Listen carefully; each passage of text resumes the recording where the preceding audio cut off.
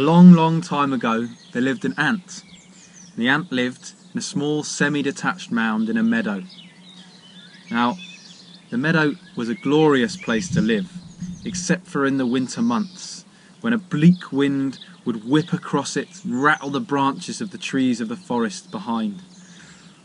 In the summer, though, it was a different story. The meadow was glorious. The grass was fat with green. There were spiders abseiling the air. There were bandit flies. Flowers were in bloom. There was plentiful food, and all the animals were busy. The ant kept a very tidy home. She was always storing food for the winter, or strengthening her mound, remaking her bed. Now, the particular summer of this story, a grasshopper had moved to a blade of grass right next to the ant. If it looked down, it could see her busy with this task or another, and if it looked out, it could see all the way across the meadow, down to the river and the blue hills beyond. The grasshopper was a musician. She could rub her hind legs together and make the most strange and beautiful music. She played the music of the dawn, the music of the evening, the music of the wind in the grass, of the leaves giggling in the trees. She seemed not to mind whether she had an audience or not, but she often did, for the animals would come and gather round her blade of grass.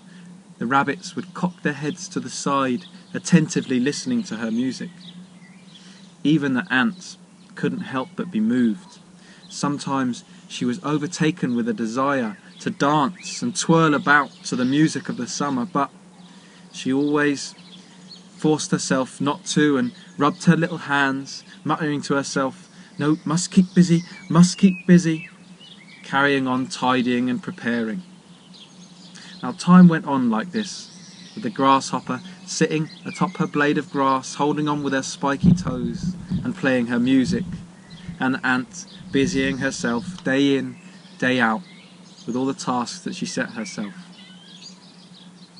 And then the days started to draw in, and the breeze started to have a little bite with it, forcing the grasshopper to move slightly further down her stem of grass. But still she played. She played as the leaves turned orange, and she played as they turned red, and she played as they fell from the trees. She played sad songs, songs lamenting the past of the summer. And then all the animals were gone.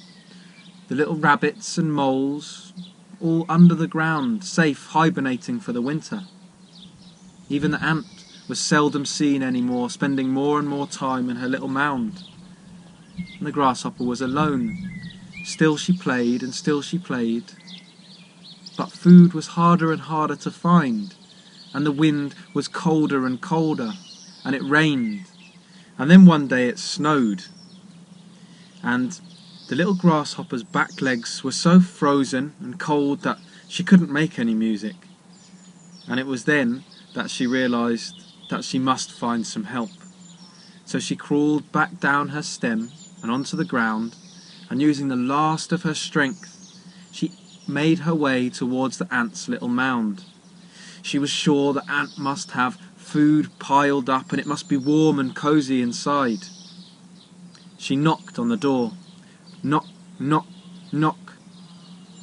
The ant scurried to answer it, surprised to have a visitor at this time of year. As soon as she opened the door, the grasshopper started pleading with her. "Please, I can't find any food anywhere. I'm so hungry and cold."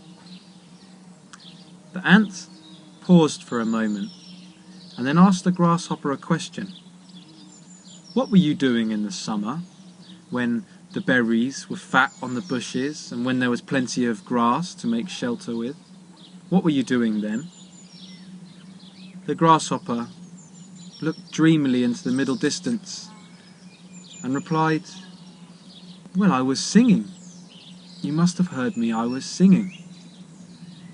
The ant said, "Yes, while I was working, you were singing. So sing now then." And with that, she shut the door.